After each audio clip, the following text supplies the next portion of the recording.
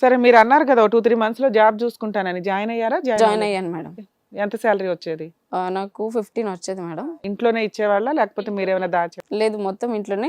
మా husband save చేస్తాననేవాడు, నేను ఇంట్లోకి ఇద్దామని నా ప్లానింగ్తో నేను వెళ్ళాను. ఇంకా ఆ తర్వాత ఇంకా మా అమ్మని పంపించేసిన కూడా గొడవ స్టార్ట్ చేయడం అట్లాంటివి చేస్తే నేను ఇంక ఉండలేక మా అమ్మ దగ్గరికి వెళ్ళిపోయాను, మా పిన్ని వాళ్ళ దగ్గరికి. ఒక 20 days వెళ్ళిపోయాను. గొడవ అంటే ఏంటి, ఎట్లా ఉండేది? నువ్వు కూడా వెళ్ళిపో, నువ్వు కట్నం తేలేదు. కట్నం తెచ్చి నాకు శాలరీ తెస్తున్నావుగా, నాకు సరిపోదు, అది నా మనవరాలకి ఏమి ఇచ్చి పెళ్లి చేయాలి నేను, అదనమాట. మళ్ళీ ఒకవేళ ఏవి దొరకకపోతే కూడా నువ్వు ఉప్పు కరెక్ట్ వేయలేదు, నువ్వు ఇది చేయలేదు, అది చేయలేదు, ఇక్కడ దుమ్ము పట్టింది, ఏదో ఒక చిన్న కారణం. కోడిగుడ్డు మీద ఈకలు బీకే ఆమె అట్లా చేస్తే ఇంకా నేను ఉండకుండా 20 days మా అమ్మ దగ్గరికి వెళ్ళిపోయాను. ఇంకా అప్పుడు ఆల్రెడీ ఆమెకి హై బీపీ ఉంది కాబట్టి ఫస్ట్ బ్రెయిన్ స్ట్రోక్ వచ్చింది, మా అత్తకి పడిపోయింది కూర్చున్న చైర్లో నుంచి. పడిపోయిన 1 hourకే ఇంకా నాకేమొద్దు, నాకు కోడలు కావాలి, ఎందుకంటే సేవ్ చేయడానికి. ఇంకా నేను మా ఆయన కాల్ బ్లాక్ చేసేసాను. ఇంకా మా మామయ్య మా పిన్ని వాళ్ళని అందరిని అడిగి అక్కడికి వచ్చి ఊరికి మాట్లాడి తీసుకొచ్చాడు మా హస్బెండ్. పంచాయతీ పెట్టి పంపించినమ్మా. రాసుకున్నాం కూడా ఒక చిన్న వైట్ పేపర్ మీద, మీ అమ్మ నన్ను ఎక్కువ టార్చర్ పెట్టొద్దు, 2-3 మాటలు తిట్టినా కూడా నేను వచ్చేస్తా, అలా రాసుకొని తెచ్చినాక ఇంకా సేవ చేయడం కోసం అప్పుడు కొంచెం మంచిగా మాట్లాడింది. ఇది ఆమెకు 1 month రికవర్ అయ్యే వరకు మంచిగా మాట్లాడింది. మళ్ళీ మా ఆయన జాబ్కి వెళ్ళగానే మళ్ళీ స్టార్ట్ చేయడం గొడవ. నువ్వు పొట్టిగా ఉన్నావు అని. నా హైట్ 5.3, నేను పొట్టిగా ఉన్నాను. ఆమెకి లేదు, నువ్వు గవర్నమెంట్ జాబే చేయాలి, ప్రైవేట్ జాబ్ చేస్తే నేను వెళ్ళగొట్టేస్తాను నా కూతురు. మళ్ళీ కాల్ రికార్డింగ్స్లో మాకు ఒక ఎకరం పొలం ఉంది మేడం, అది మా మామయ్య సంపాదించింది కాదు, వాళ్ళ డాడీ ఇచ్చింది. ఆ పొలం నువ్వు రాయించేసుకో, ఇల్లు కూడా నాకు కావాలి, వీడు హైదరాబాద్లోనే జాబ్ ఉంటుంది కాబట్టి ఊరికి రాడు, జాబ్ సర్వీస్ ఇంకొక 23 ఏళ్ళు ఉంది, నువ్వు రాయించుకొని నాకు ఇస్తేనే మంచిదని మా ఆడపడుచు ఎక్కియడం. మా ఆయనతో డైరెక్ట్ మాట్లాడకుండా రోజు నన్ను అంటే ఉన్నది నేను వెళ్ళిపోతే మనవరాల్ని చేయొచ్చు, లేకపోతే బయట ఇంకెవరినైనా చేసి కట్నం తీసుకోవచ్చు, అట్లా ఇంకా రోజు చాలా టార్చర్ పెట్టేది. సెకండ్ స్ట్రోక్ వచ్చింది ఆమెకి, ఎందుకంటే నేను జాబ్కి వెళ్ళిపోయేదాన్ని, మా ఆయన జాబ్కి వెళ్ళిపోగానే బయటే ఉండేది. అక్కడ పక్కనే ఒక కళ్ళు కాంపౌండ్ షాప్ ఉంటుంది, అక్కడికి వెళ్ళి తాగడం, లేకపోతే కూతురు దగ్గరికి వెళ్ళి తాగడం, అదంతా చేస్తే సెకండ్ స్ట్రోక్ వచ్చింది, చనిపోయింది మేడం. మా అత్త చనిపోయింది. అంటే 1 week కొంచెం పారాలసిస్ వచ్చి కూర్చుంటే లేవకపోయేది, అంతే. తను తిరిగేది, తినేది అంతా చేసుకునేది. సడన్గా ఇంకా చనిపోయింది మేడం. చనిపోయే 1 week ముందు నేను జాబ్కి వెళ్తాను, సడన్గా జాబ్ మానేస్తే ఇప్పుడు కుదరని మా అమ్మని తెచ్చాము, కొంచెం ఆమెను ఇంటి దగ్గర ఉండి చూసుకో, జస్ట్ అన్నం పెడితే చాలు, ఆమె పర్సనల్ పనులు ఆమె చేసుకుంటుంది అనేసి తెచ్చాము. చనిపోయిన తర్వాత ఇంకా అన్ని సంస్కారాలు చేసేసాం మేడం. ఇక్కడికి వచ్చాము. ఆవిడ చనిపోవడానికి 1 week ముందు మీ అమ్మని తీసుకొని వచ్చావు కదా, మరి ఆవిడకి నచ్చిందా, లేకపోతే ఈవిడ రావడం ఆవిడకి ఇష్టం లేదా? ఇష్టమే, పని చేయించుకోవడానికి అంతే, ఇంకేం లేదు. అవసరం లేదు, కయ్యం తీస్తారు. ఇంకా అప్పటికే ఆమెకి మతి మరపు చాలా వచ్చేసింది, మన లోకంలో లేదు, గుర్తుపట్టలేక ఉంది. కాదమ్మా, నిన్న ఇంట్లో నుంచి వెళ్ళిపోమన్నారు కదా, మరి నువ్వు వచ్చి ఎందుకు సేవ చేసావు? మా హస్బెండ్ రమ్మన్నాడు, నేను చెప్పాను కొంచెం రమ్మని మీ అమ్మను, ఆమె చూసుకునే వాళ్ళు ఎవరు, ఇద్దరం జాబ్కి పోతాం కదా అంటే నేను రానా, నేను కూడా రాదని చెప్పాను. పని చేసుకుని నేను మీ దగ్గర మోచేయికి నీళ్ళు తాగలే, నేను రాను అన్న. లేదు చూసుకునేటోళ్ళు ఎవరు అని అంటే ఇక ఈమె ముఖం చూసిపోయింది. మా హస్బెండ్ ఏం గొడవ పడేవాడు కాదు మేడం, మా అమ్మ విషయంలో ఈమె ఇక్కడే ఉండాలి, ఆమెకి ఎవరు లేరని బాండింగ్ లో ఉన్నారు కాబట్టి. మా అత్తకు ఒకటి అబ్జెక్షన్, ఆమెకు కూడా పర్సనల్ గా అబ్జెక్షన్ లేదు, వాళ్ళ కూతురు వల్ల చేయడం వల్ల చాలా డేంజర్. నన్ను ఎల్లగొట్టి మేడం 4 సంచుల బాసాన్ని ఇస్తే చెప్పకు, ఇక ఇదే టైం బాగుందని ఒక సంచి బాసాన్ని ఎత్తుకపోయింది, 15 చీరలు ఎత్తుకొని పోయింది మా ఆడబిడ్డ. ఏంది అమ్మ 22 వరకు ఇలా నడిచింది. ఉన్నంతలో మీరిద్దరు బాగానే ఉన్నారు, మీకు ప్రెగ్నెన్సీ గానీ పిల్లలు గానీ లేదు మేడం.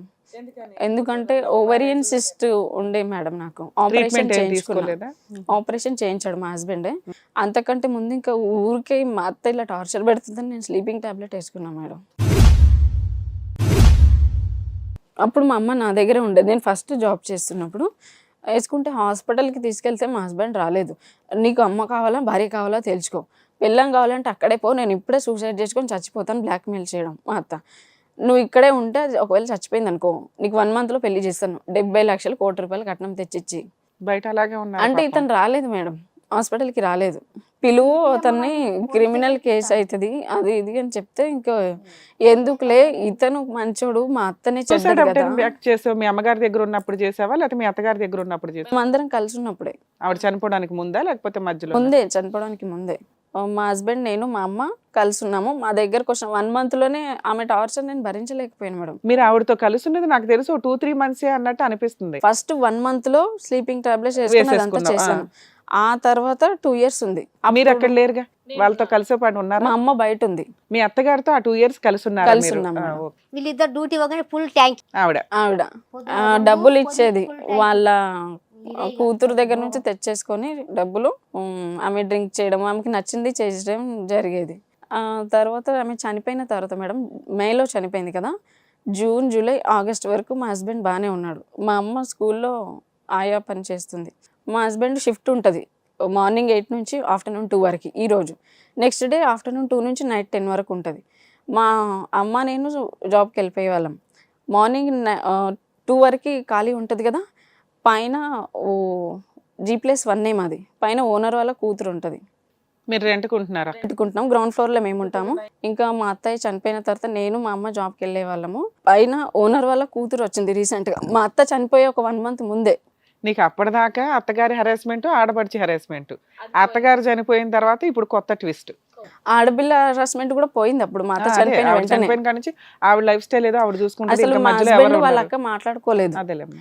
ఎందుకంటే ఏదో గొడవల విషయంలో గొడవ వచ్చింది మేడం. కమ్మలు వాళ్ళ అమ్మవి తీసుకోవడం విషయంలో అట్లాంటివన్నీ గొడవ వచ్చి ఇంకా వదిలేసండి, ఈమె ఎంత పెట్టినా ఇట్లాగనే మాట్లాడుతుందని అసలు ఇప్పుడు కూడా మాట్లాడట్లేదు మా హస్బెండ్ వాళ్ళ అక్కతో. అయితే ఇంకా వాళ్ళ ఫ్రెండ్ చెప్పాడు, 10 years నుంచి మాకు పిల్లలు లేరు, ఒక హాస్పిటల్కి వెళ్తే మా వైఫ్ కన్సీవ్ అయింది, పాప కూడా పుట్టింది, మీరు కూడా ట్రీట్మెంట్ తీసుకోండి అంటే ఇక్కడ వెళ్ళాం మేడం మూసాపేటలో. ఓకే. ట్రీట్మెంట్ స్టార్ట్ చేసాము. 1 month అయ్యింది.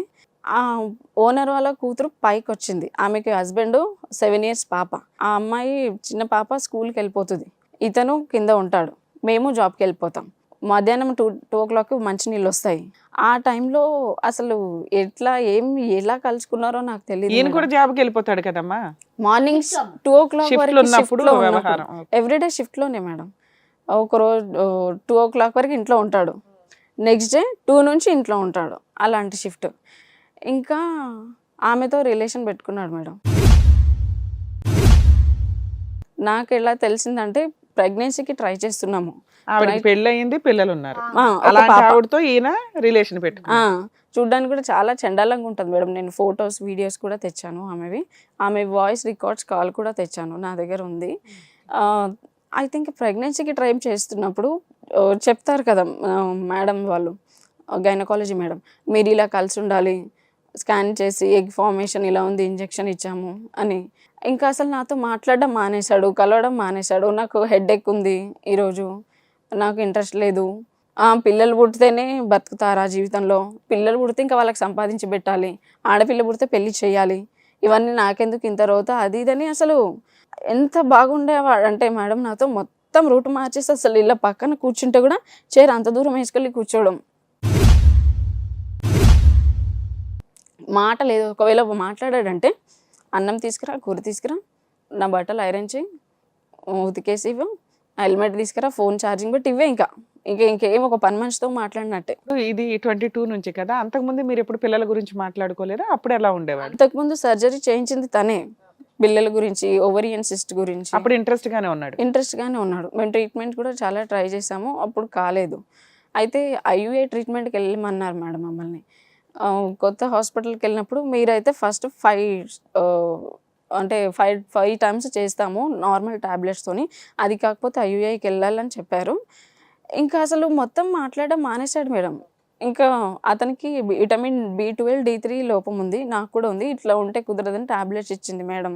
ఇంకా మేడంతో మాట్లాడాను. అంటే స్కాన్ చేస్తున్నప్పుడు ఇంటర్నల్ స్కాన్లో కనిపిస్తుంది కదా, అంటే వీళ్ళు ఇంటర్ కోర్స్ చేశారా లేదా, అది లేదమ్మా, నేను ఎంతమంది ట్రీట్మెంట్ చేశాను, బాగుంటుంది, సక్సెస్ రేట్ ఉంటుంది, మీ ఫ్రెండే చెప్తాడు కదా 10 years నుంచి పిల్లలు పుట్టకపోతే వచ్చారనేసి, మీకెందుకు కావట్లేదు, మీరు అసలు కలవట్లేదు, మీకు ఇంట్రెస్ట్ లేకపోతే నా దగ్గరికి ఎందుకు వచ్చారు, నా పేరు ఖరాబ్ అయిపోతుంది అని ఆమె చెప్పింది. లేదు మేడం, మా హస్బెండ్ ఇలా మాట్లాడుతున్నాడు అంటే ఏదో ఉంది, నువ్వు తెలుసుకో అని చెప్పింది. డాక్టర్ గారు చెప్పేదాకా నీకు తెలియలేదా మీ ఆయనకి ఏమన్నా అక్రమ సంబంధాలు ఉన్నాయని? తెలుసు. ఇంట్లో ఒకరోజు ఒక టాబ్లెట్ దొరికింది మేడం నాకు. అది మేడంకి వెళ్ళి చూపిస్తే అది వయాగ్రా టాబ్లెట్ అని చెప్పింది మేడం. లేదు ఏదో చేస్తుంది మీ ఆయన, మరి నీతో ఉండడం ఇష్టం లేకపోతే ట్రీట్మెంట్ ఎందుకు ఇప్పిస్తున్నాడంటే నేను ఒకసారి అడిగాను గట్టిగా, నువ్వు నా దగ్గరికి ఉండనప్పుడు నాతో మాట్లాడినప్పుడు అసలు ఈ పిల్లలు ఇవన్నీ ఎందుకు అని నేను ఒకసారి గట్టిగా అడితే, నాకు నీతో ఉండడం ఇష్టం లేదు, నువ్వు వెళ్ళిపో, నువ్వు వెళ్ళిపోతే నాకు అప్పుడు బుద్ధి లేక నువ్వు నచ్చి చేసుకున్నాను, ఇప్పుడు నువ్వు నాకు నచ్చట్లేదు. ఎవరైనా భార్యాభర్తలు 1 year కలిసి ఉండడమే చాలా ఎక్కువ, ఇంకా నీతో 4 years ఉన్నాను, ఇంకా 4 yearsతో కూడా ఇంట్రెస్ట్ వస్తుంది భార్య మీద, అది ఇది అనడం, పిచ్చి పిచ్చిగా అనడం, నువ్వు వెళ్ళిపో లేకపోతే చచ్చిపో అంతే.